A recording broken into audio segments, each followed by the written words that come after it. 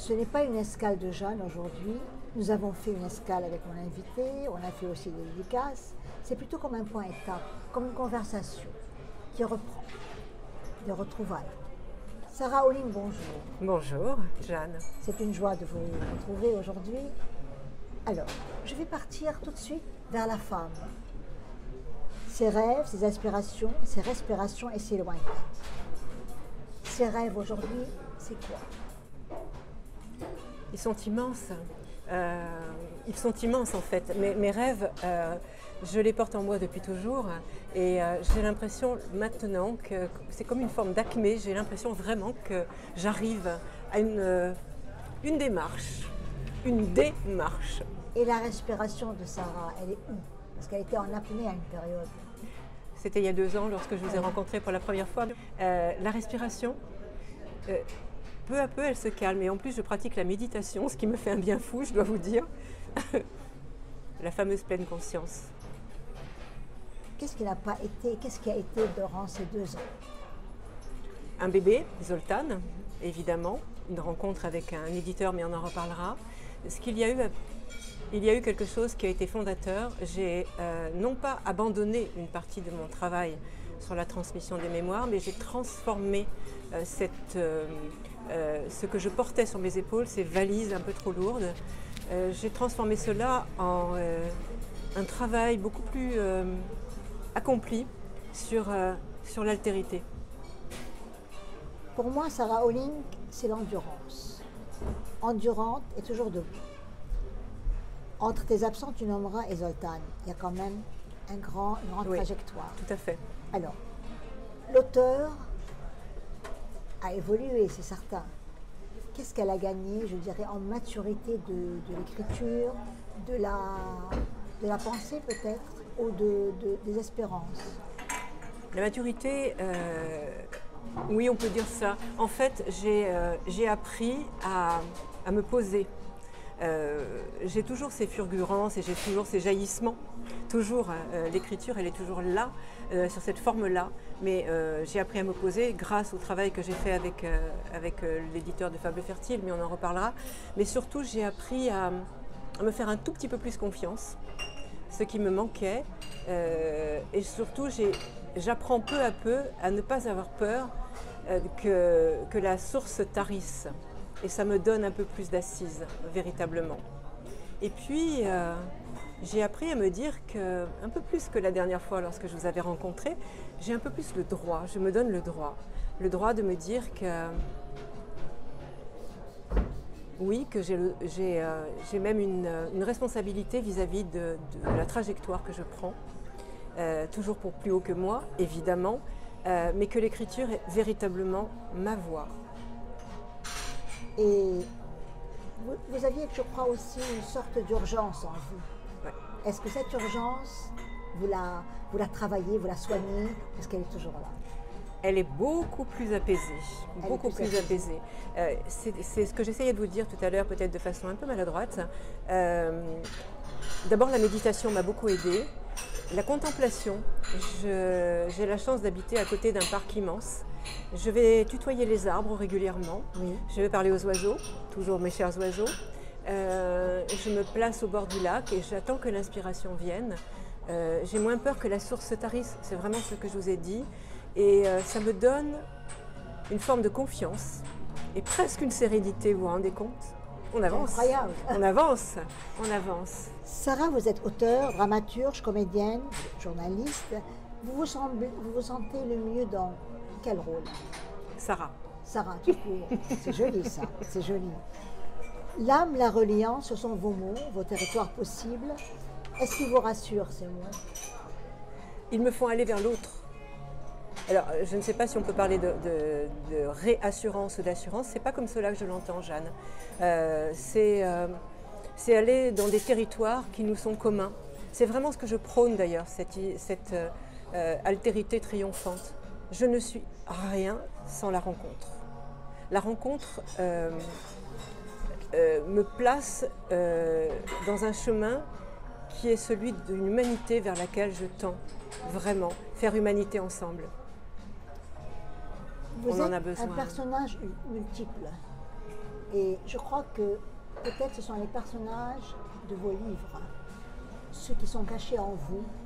C'est tout ce qu'il y a de débris, entre guillemets, humains, d'expérience. Vous êtes faite de quoi? Quel est le matériau fondamental de Sarah Olling? Il est composite, chère Jeanne. Il est composite, il est fait de la trame de ce que j'ai vécu et dont on a déjà parlé, donc on ne va pas refaire le chemin lorsque j'étais jeune, de ces brisures multiples. Et de ces brisures, vous savez, comment s'appelle ce magnifique travail japonais lorsqu'il y a une brisure sur un... Voilà, c'est ça, le kintsugi. Eh bien, au lieu d'essayer de réparer ce qui était épars et de façon disharmonieuse, eh bien, j'ai mis des strates sur ce qui était brisé. L'or, vous avez mis de l'or voilà. Pour cacher la fêlure. L'or, c'est l'écriture, c'est la rencontre. Ce sont ces chemins magnifiques qui se profilent là, justement, grâce à ce roman qui est sorti il y a 2 mois. Toujours la rencontre. Je me nourris en vérité de ces échanges magnifiques que j'ai avec le multiple, d'autres que moi, qui m'apportent à chaque fois ces petites pépites. Et vous les gardez en vous? J'en fais des livres, après, bien sûr. Mes personnages sont nourris de tout ce que je rencontre et pas que de ces fêlures. J'ai lu de vous, je ne transmets pas la mort, mais la vie. Transmettez la vie. Je tends vers. Ce que vous avez, ce qui est inscrit là en filigrane, c'était véritablement tout mon travail sur la transmission des mémoires. Et c'était ce que je disais à ces collégiens, à ces lycéens, on ne transmet pas la mort, on transmet la vie. J'ai été effectivement celle qui était porteuse de la mort originelle de ma lignée. Et je crois que tout le travail que je fais depuis toujours en humanité, c'est de se dire que tant qu'il y a une étincelle de vie dans cette humanité, tant qu'il y a une goutte d'eau d'espérance, alors nous sommes sauvés. Et Dieu sait que nous en avons besoin maintenant. Nous sommes sur un terreau fragile d'humanité. Alors allez à la rencontre, toujours. Je vais revenir un peu en arrière pour ceux qui n'ont pas suivi la première rencontre. Vous avez eu une adolescence et même une vie la première vie, je dirais, un peu dure, un peu rude même. Vous avez connu une expérience assez forte, assez terrible, mais en même temps, quelque part, vous avez beaucoup appris. Et on a l'impression justement que c'est comme une pièce de théâtre avec un personnage, une personne qui est vous. Et vous écrivez « Le théâtre dès mes 20 ans m'a remise en axe ». C'est comment être remis en axe? Être remis en axe, c'est de cesser de regarder ses pieds, c'est une métaphore que je suis en train de faire, mais de regarder, mon père disait qu'il fallait être un mensch, c'est-à-dire avoir les racines, nos pieds, les racines originelles, et regarder vers plus haut que nous, plus grand et plus haut que nous. Alors se remettre en axe, c'est un peu, je dirais bien un peu, cesser d'être un funambule dans sa vie, c'est-à-dire être sur le fil, mais il y a plus d'équilibre. On ne tangue plus. Un peu encore. Non, parce que si je ne tangue plus, je ne suis plus moi. Oui. Tanguer, c'est aussi regarder de l'autre côté de ce qui tangue, finalement. Donc, tanguer, c'est aussi être en inspiration. Mais beaucoup moins qu'avant, c'est sûr. Beaucoup moins, je veux dire, le vertige, bien sûr. J'arrive à Zoltan. Zoltan, c'est le livre, on le montrera tout à l'heure, que vous avez écrit aux éditions Fables Fertiles. Zoltan, ça claque, c'est un titre. Yasmina Khadra a écrit à propos de Zoltan, d'ailleurs c'est la couverture, le bandeau de votre livre. Le cheminement que nous trace Sarah Olling dans ce livre s'inscrit dans cette quête récurrente, jalonnée de prophéties, tantôt éclairantes, tantôt enténébrées, mais inéluctablement nécessaires à l'équilibre des êtres et des choses. Qui est Zoltan? Vous en avez croisé des Zoltan, nous en avons tous croisé. Zoltan, si je parle du personnage, le personnage lui-même, c'est sans dévoiler le roman, c'est un être qui a traversé des mondes et des vies, de renaissance en renaissance. C'est celui qui pourrait représenter la figure du mal absolu. Il n'y a pas d'absolu pour moi, ce serait trop manichéen d'ailleurs. C'est celui qui oblige les êtres qu'il rencontre à s'interroger sur leur humanité. Qui est Zoltan, j'en ai eu face à moi des Zoltan, qui auraient pu d'un geste m'annihiler. Ouais. Mais Zoltan aussi, c'est celui qui justement, puisqu'il divise, il oblige à se remettre en axe. À partir du moment où vous avez pris la conscience de la division, soit vous restez quelqu'un de parcellaire et de morcelé, soit vous essayez de vous rassembler. Et Zoltan, il y a beaucoup de, pas de mysticisme, mais quelque chose de sacré dans Zoltan. C'est ça, c'est tout à fait ça. Il y a quelque chose de sacré. Zoltan, la figure du diable, encore une fois, c'est Lucifer, c'est l'ange déchu. Nous avons tous, en tout cas certains d'entre nous, ont connu des anges qui ont été déchus. J'ai croisé des Zoltans dans ma vie, je vous l'ai dit, des êtres qui voulaient nous mettre une emprise. Ces êtres qui essayent de vous transformer, de vous modeler, et qui vous obligent à vous questionner encore une fois sur ce qu'est le mal et ce qu'est le bien. C'est cette notion duale, du mal et du bien. Et ce sont des êtres qui vous font muter. Soit vous vous cognez à des Zoltans et vous tombez, soit vous les traversez et vous allez au-delà. Et là, vous rencontrez peut-être la lumière. C'est vraiment l'ambivalence entre le blanc et le noir, la lumière et l'ombre. Oui, c'est du sacré. D'ailleurs, dans mes personnages de Zoltan, il y a la figure du prêtre, Aurélien de Veuzel, ce prêtre qui a fait une rencontre, qui l'a remis en axe avec André Chouraki, qui n'est pas anodin pour moi, puisque c'est un maître que j'ai rencontré à Jérusalem. Aurélien de Veuzel, par une parole divine, alors qu'il était en train d'être divisé par le diable d'une certaine façon ou par d'autres, se remet en axe. Je me suis remise en axe parce qu'une parole m'a touchée à un moment, et c'était un prêtre. Je vous avais raconté l'histoire déjà. Donc oui, se remettre en axe, c'est parce que quelqu'un, à un moment, vous tend la main et vous porte vers la lumière. Donc la main tendue est une forme de... ça aide à passer. À partir du moment où vous a tendu la main, vous devez être capable de la tendre aux autres. C'est une main universelle, c'est une façon de dire, nous ne sommes, je vous l'ai dit tout à l'heure, nous sommes interdépendants. C'est-à-dire que si quelqu'un tombe et que vous ne le relevez pas, c'est votre âme que vous faites tomber. Alors, j'ai lu aussi que vous parliez d'un loup. Vous dites que le loup, on dit que le loup est dominant. Mais en réalité, le loup, il est dominant pour préserver sa meute. Exactement, surtout le loup alpha. Voilà. Oui, Alors, exactement. qu'est-ce que le loup pour Sarah Hollande? C'est une rencontre. Je vous l'avais raconté, cette rencontre. C'est ce que je porte en moi, et c'est la partie, je crois, la plus, je dirais la plus, celle qui me remet en axe aussi. Cette rencontre avec ce vieux loup blanc qui allait mourir et qui m'a redonné la parole alors que j'étais dans le silence. Je dis toujours que j'ai un loup gardien en moi, c'est une expérience chamanique, je ne peux pas l'appeler autrement. Ce qui fait que ça m'a rendue sensible au vivant, à tout le vivant. Et que je porte en moi des voix qui sont singulières et qui ne sont pas forcément des voix humaines. Parfois j'entends des vents, je suis traversée. Le retour des lecteurs. Vous écrivez à chaque rencontre, depuis la sortie de mon roman Zoltan, se tisse une trame subtile avec des êtres qui entrent dans cet espace d'altérité que nous créons. Une bulle intemporelle dont la trace demeure pour moi. Et parfois, c'est un retour de lecture que je reçois et qui atteste que la trace n'est pas unilatérale. Écrire, c'est attendre. Écrire, c'est ne pas savoir comment va être reçu votre écrit et ne pas s'en préoccuper au départ. Mais lorsque, je parle de Zoltan puisque c'est celui qui émerge depuis près de 2 mois, il y avait une attente fébrile parce que je l'ai porté Zoltan, j'ai créé les personnages, j'y ai mis beaucoup de moi bien entendu comme toujours, mais comment c'est reçu par un lecteur, on n'en sait rien, c'est un univers que j'ai apporté. Et cet univers, il pouvait toucher de façon différente chacun au lieu où cela lui parle. Au lieu où cela lui parle. Et ce que je disais d'ailleurs à mon éditeur il n'y a pas très longtemps, chaque fois que je vais à la rencontre, chaque rencontre me marque, m'imprègne. Je me souviens quand je me suis retrouvée au Festival du Livre de Colmar, c'était impressionnant parce que il y avait d'un côté le prix Goncourt, etc., et de l'autre côté, il y avait des auteurs, dont moi, et faire rencontre dans un lieu qui est aussi chargé de monde et bien pour moi c'est une forme de...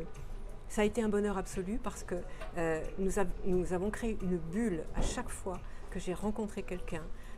dans ces festivals où il y a tant de bruit, tant de monde, ça s'est passé à l'autre livre aussi à Paris, Oui. il n'y avait plus personne d'autre que eux et moi dans l'instant de la rencontre. Et quand ensuite nous avons les retours, ce qui s'est passé effectivement que j'ai relevé, eh bien c'est une grâce parce que la rencontre a vraiment eu lieu et les retours en attestent. Et au fur et à mesure, vous allez avoir des retours écrits aussi. C'est ça, il y en a de plus en plus. Ouais, il y en a plus, Oui. de plus en plus. J'en ai vu sur Babelio. C'est Babelio, oui, Voilà. qui commence, effectivement, oui. Sarah Olin, vous dites, j'ai fait voler en éclats les mots, tous les mots qui parlent de silence, d'enfermement, de contrainte et d'aliénation. Qu'est-ce que les mots qui parlent d'aliénation et d'enfermement? Tout ce que je portais pour porter au monde le travail pendant 30 ans sur le génocide, sur tous les génocides. Je suis allée à la rencontre de centaines de personnes à travers la France pour recueillir leurs témoignages. Ces témoignages-là, ils ne m'ont pas laissé intacte. Bien sûr. Absolument pas. Et ils parlaient effectivement d'enfermement et d'aliénation et quel que soit le drame que les personnes ont connu, à partir du moment où elles les ont impactés dans leur chair, dans leur âme et dans leur lignée, l'enfermement et l'aliénation, elle vient de là. On a combien de gens cassés, combien de gens qui sont en déséquilibre intérieur, combien de familles éclatées. Et ces mots, j'ai voulu les faire voler en éclats parce que je ne voulais plus qu'ils m'impactent. J'ai réussi à mettre une légère frontière entre ces mots et moi, mais pas entre les personnes et moi. Bien sûr. Je n'irai plus à Cracovie murmurer ton nom. Je sais que c'est émouvant pour vous, c'était votre maman, je pense. Ma mère était de Cracovie, Voilà. effectivement. Est-ce que Cracovie murmure toujours en vous, Sarah Olin? Je suis porteuse de mémoire. Je suis porteuse de mémoire et Cracovie, c'est le point originel. C'est le point où s'est fracassée ma mère. C'est le point où je suis revenue et où j'ai ouvert l'espace de la mémoire. C'est ce que je vous ai dit tout à l'heure. Il a fallu à un moment que j'ouvre l'espace de la mémoire, que je ne sois plus qu'une porteuse de valises. Ça n'était plus possible. J'arrive à un âge de la sérénité quand même. Et mon écriture, maintenant, j'ai envie qu'elle s'envole encore plus. C'est-à-dire que j'ai l'intention de créer des univers qui ne soient pas forcément complètement dans l'aliénation et dans l'enfermement. Voilà. Mais il y a la figure du diable quand même dans Zoltan, certes. Il y a la figure des oiseaux aussi. Je vais écrire un livre sur les oiseaux. Oui, parce tout à que fait. l'oiseau part, vient. L'oiseau, c'est celui qui porte les paroles de ceux qui sont empêchés, Oui. qui sont dans l'enfermement et l'aliénation, justement. Sarah, vous auriez pu être détruite. Il suffit de relire tout ce que vous avez écrit, tout ce que vous avez dit. Qu'est-ce qui vous a sauvé? L'écriture. L'écriture, vous l'avez dit tout à l'heure, mais Oui. encore. L'autre, avec un grand A, l'autre. Ce prêtre que j'ai rencontré lorsque j'avais 20 ans, André Chouraki, qui m'a fait cette confiance infinie, lorsque je suis devenue journaliste, avec une intention d'aller à la rencontre, encore une fois, c'est vraiment ce que j'ai fait. L'autre, quand j'ai porté des textes sur scène, quand Isabelle Sadoyan-Bouise m'a fait suffisamment confiance pour me faire rentrer à ses côtés dans Savannah Bay de Duras. L'autre qui voyait en moi ce que je ne voyais pas. Et quelque chose est irrémédiablement détruit quand même. Parce que nous avons tous une part, je pense, détruite quand même, non? Ou à laquelle on a renoncé, du moins. Je ne renonce à rien, Jeanne. Je sais. Je ne renonce à rien. J'avance. Le champ des possibles est immense. Je vous disais, j'avance non pas en âge, mais en étonnement, en émerveillement. Je vais vous poser une question qui va être douloureuse. Ah, est-ce que je vais y répondre? Peut-être pas. Je vais vous parler. Il y a eu un enfant qui n'a pas vu le jour, mais que vous avez porté. Et Je vais continuer à vous sourire. Hein. Et dans ce film, c'était un très beau film et Jeanne Sauter en a parlé aussi, on parle de cellules chimériques. On sait que pendant une grossesse, des cellules et l'ADN migrent vers le fœtus. Ce que l'on sait moins, c'est que les cellules du fœtus migrent vers la mère. Elles se logent dans tout son corps, même si la grossesse n'est pas menée à terme. C'est pour la vie, c'est de la biologie. On appelle ces cellules les cellules chimériques. Cet enfant Sarah et ces cellules chimériques en vous le vivez comment? Vous le portez comment? Depuis la dernière fois où je vous ai parlé, où j'avais les larmes qui montaient, vous allez vous en rendre compte d'ailleurs, j'ai acquis une sérénité parce que David, que j'ai nommé mon fils, il habite un espace, mais comment dire, je tends vers lui. Plus j'avance en âge, plus je me dis que peut-être la rencontre va se faire. Ça vous paraît mystérieux? Ça me l'est aussi pour moi. Il est en moi, c'est-à-dire que j'ai décidé un jour qu'il habite en moi et qu'il apaise le manque. Je fais famille avec cet enfant. Et ça, voilà. Il est vivant. Il est partout. Il est évidemment partout. Il est lorsque je vous rencontre, il est lorsque je rencontre d'autres personnes, il est ma lumière, il est mon ange. Est-ce qu'on parle assez de ces femmes qui ont porté enfant et qui n'ont pas enfanté? Non, non. Mais nous portons quelque chose qui est universel. Un manque qu'on ne peut pas nommer et qu'on ne veut pas nommer parce qu'on le désacraliserait aussi. Vous parliez de sacré tout à l'heure. David est sacré pour moi. C'est votre part vraiment manquante et en même temps elle est en vous. C'est ma part la plus belle. Je sais que je vous aimais avec ces mots, mais je voulais poser cette question pour toutes ces mères qui ont porté des enfants et des enfants qui ne sont pas nés. Vous savez, je vais vous dire, j'ai raconté à une amie un jour, je ne crois pas que je vous en ai parlé de cela, combien de fois dans ma vie on m'a dit « mais pourquoi tu n'as pas eu d'enfant ? Mais qu'est-ce qu'il y a ? Pourquoi tu n'as pas d'enfant ?» Et à chaque fois, je ne savais pas quoi répondre. Et puis un jour, quelqu'un m'a dit « mais tu as porté un enfant, donc tu as un enfant. » Et maintenant, je dis « j'ai un enfant qui n'est pas visible, qui est entre deux mondes, mais j'ai un enfant. » Et ça m'a restaurée, en fait. Oui. Avez-vous peur de la mort, vous qui avez tant travaillé sur la mémoire des morts, justement? Absolument pas. Mais alors, c'est même incroyablement étonnant. Absolument pas. Je suis sereine et tranquille. Mais alors, à un point, vous n'imaginez pas. Je suis émerveillée. Je me demande à chaque fois, regardez ce qui nous arrive aujourd'hui, vous êtes là, vous m'interviewez, il y a eu Zoltan, j'ai rencontré mon éditeur, je fais des rencontres, mais je suis émerveillée par ce qu'il m'arrive. Je viens de tellement loin. C'était tellement improbable en fait, que ça advienne tout cela. Sarah, vous êtes quand même une femme solitaire. La solitude, choisie ou pas, j'en sais rien, mais vous êtes solitaire. Qu'est-ce que la solitude en 2024? La solitude d'une femme. Ce n'est pas un choix, déjà je vous le dis immédiatement, ce n'est pas un choix. Mais pardonnez-moi si ça semble de l'orgueil, il y a des concessions que je n'ai pas voulu faire. Je porte un très bel amour en mémoire. J'ai connu ce magnifique amour. Il n'est plus.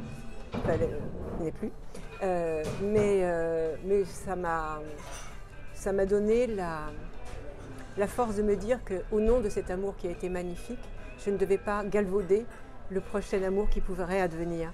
Mais je ne suis pas fermée.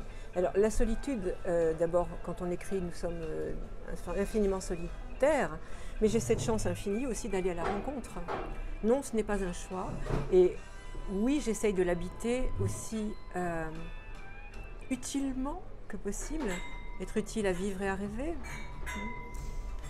Alors, je voulais vous poser une question qui était Sarah et l'amour, vous avez répondu quelque part. Et en même temps, l'autre, sur lequel on peut poser, je ne sais pas, prendre la main, prendre le bras, ça manque? Toujours. Toujours, et promenade dans le parc, sans l'autre, quand vous voyez les autres. Je vous pose la question le plus simplement du monde. Je vous en prie. Oui. Je suis heureuse pour eux, mais si vous saviez comme je suis heureuse. Le bonheur des autres est mon bonheur. Et ça, j'ai cette chance-là. Il n'y a pas de jalousie, il n'y a pas d'envie. Je ne sais pas d'où je viens et comment j'en suis arrivée là, mais le bonheur des autres est mon bonheur. Donc, au contraire, c'est un immense sourire qui monte.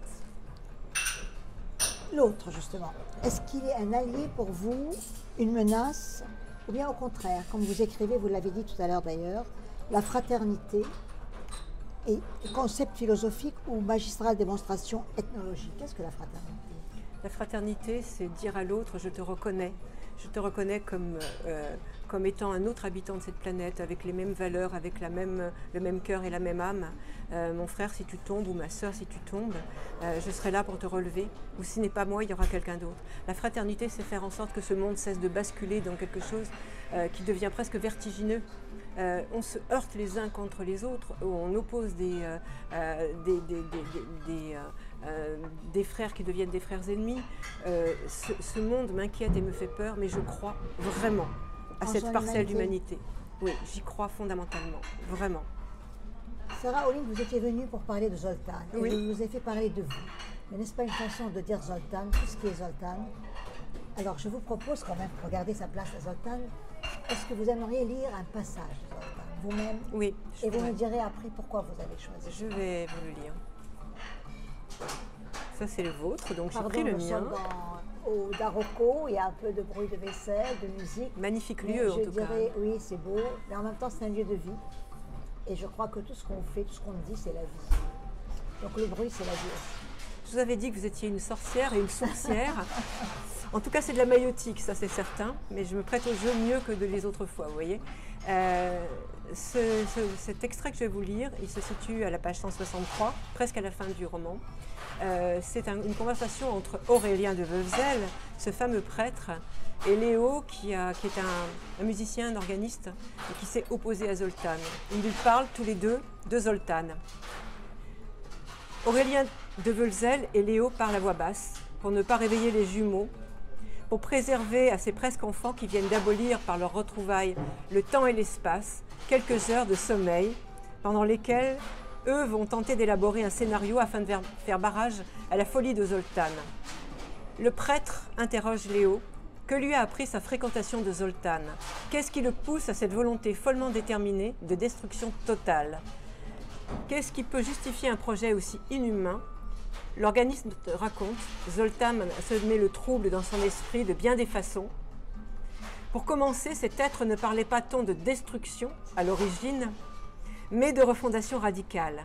Il employait une langue que l'on pouvait avoir envie d'entendre, évoquant régulièrement l'urgence qu'il y avait, selon lui, à détruire des acquis surannés, ayant perdu tout leur sens face aux différentes crises intellectuelles, sociales, civilisationnelles. Le sol s'effondrait déjà sous les pas d'une humanité en décomposition, et cette longue chute qui ne voulait pas s'assumer comme telle était pour lui pathétique au possible. Un tel niveau d'imperfection était une insulte faite à l'univers, disait-il.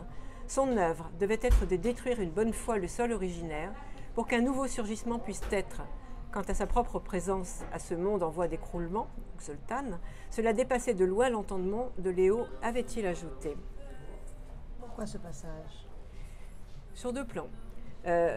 Zoltan, effectivement, il sème le trouble dans l'esprit de Léo Schmitz et du fait d'une langue que l'on peut avoir envie d'entendre. Et ce point est fondamental si l'on veut comprendre en fait le dessein de Zoltan d'une part, et d'autre part réfléchir à la parabole. La refondation radicale à conduire par la destruction consiste, dans le projet de Zoltan, à mettre à bas une culture pervertie. Il faut dire que Zoltan a traversé les siècles et les mondes. Il a vu peu à peu l'humanité se détruire, courir à sa perte. Et il part du postulat que de toute façon, il n'y a plus rien à sauver. Que l'humanité, de toute façon, ça ne veut plus rien dire. C'est un concept, c'est vidé de sens. Il faut tout détruire. Il faut absolument tout détruire et tout reconstruire. Et pour cela, eh bien, il va mettre peut-être en œuvre quelque chose que l'on ne sait pas. Mais en tout cas, lui, il n'a plus du tout envie, Zoltan, le personnage Zoltan, il regarde cette humanité avec beaucoup de mépris, ces humains qui n'ont même pas été capables finalement de faire humanité. Et pourquoi moi? Pourquoi j'ai eu envie de parler de cela? Parce qu'à un moment dans mon existence, il y a très longtemps, je m'étais dit, ce monde qui est peu à peu en train de me laminer, de me détruire, de ne pas vouloir de moi, de vouloir que je ne sois plus là, eh bien, j'avais envie de le quitter. Puisque je ne peux pas le détruire, je vais me détruire moi. Et en ces temps anciens de sombre mémoire, j'ai essayé moult fois de me détruire. Et à un moment ou à un autre, eh bien, j'ai donné un coup de pied dans la fourmilière que j'étais et je suis remontée à la surface et à la lumière. On ne sait pas ce qui va se passer dans le roman, dans Zoltan, mais toute l'ambiguïté de ce roman et toute la dualité, elle est là. Est-ce qu'on va vers la lumière ou est-ce qu'on va vers la destruction? Est-ce qu'on traverse l'Hadès avec la pièce dans la bouche et est-ce qu'on va passer de l'autre côté ou non? Ce fut mon combat à un moment et ce fut mon choix. J'ai choisi de remonter vers la lumière parce que je n'arrivais pas à détruire le monde, ni me détruire moi. Est-ce pour cela que vous choisissez aussi parfois de lire les passages de l'écriture des autres?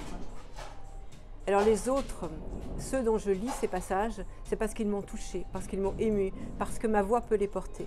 Je vous ai toujours dit que je ne pouvais pas porter un texte s'il ne me transcendait pas, s'il ne provoquait pas une révolution intérieure en moi. Et pour le servir, puisque je suis dans ces moments-là celle qui sert, il faut qu'il y ait quelque chose qui soit de l'ordre de l'alchimie pratiquement, puisqu'on parlait de Zoltan.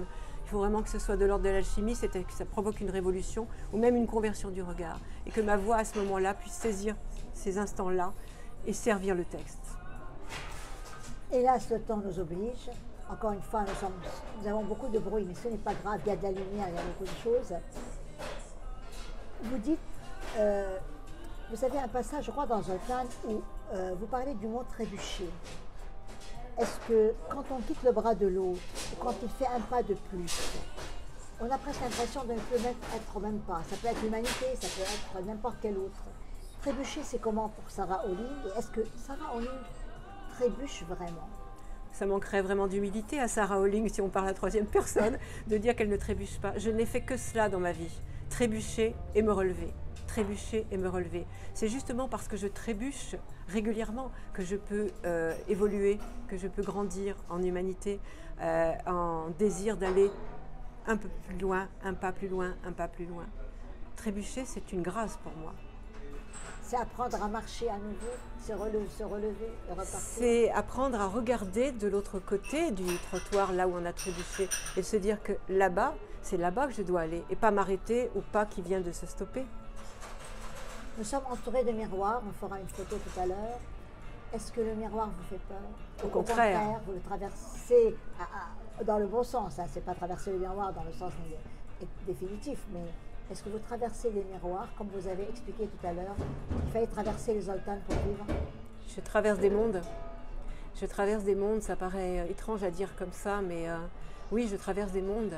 Je suis toujours intriguée par ce qu'il y a de l'autre côté. Ce qui me fascine, c'est la porte qui est entrouverte là. Et puis derrière la porte entrouverte, il y a une autre porte entrouverte. C'est vertigineux. C'est votre abîme? Ah non, c'est ma résurrection. J'ai trouvé que vous avez, à la fois, vous n'avez pas changé et vous avez changé. J'ai l'impression que ce livre, justement, Zoltan, c'est votre étendard aujourd'hui.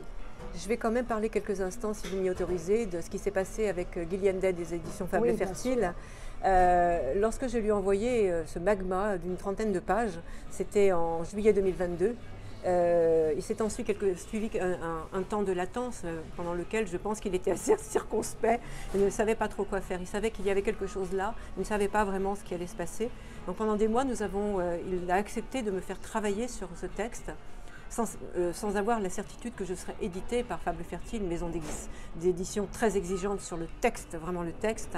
Et il a fait quelque chose d'extraordinaire, c'est-à-dire qu'il m'a accompagnée c'est du coaching littéraire, c'est de la maïeutique, c'est tout ce que vous voulez, mais il m'a fait travailler avec une exigence, mais qui était hors de ce que l'on n'avait jamais fait avec moi. Vous savez que je suis une femme de combat, mais là vraiment j'avais trouvé mon maître, c'est-à-dire qu'il m'a fait comprendre ce qu'était l'écriture et faire venir à l'épure, faire jaillir une structuration littéraire que je n'avais pas. Il m'a fait entrer en littérature et je lui en dois une reconnaissance vraiment absolue.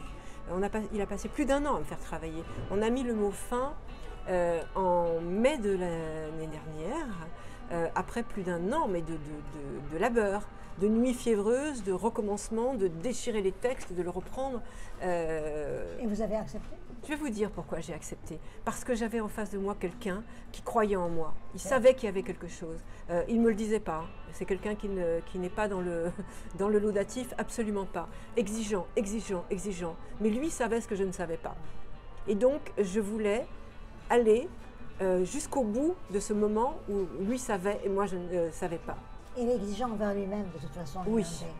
Et ça fait partie de cette pureté qu'il a, qui touche énormément. Et puis, tous les auteurs, nous sommes vraiment une famille. Vraiment, parce qu'il y a cette exigence-là et parce qu'il nous porte, mais nous le portons également. C'est beau.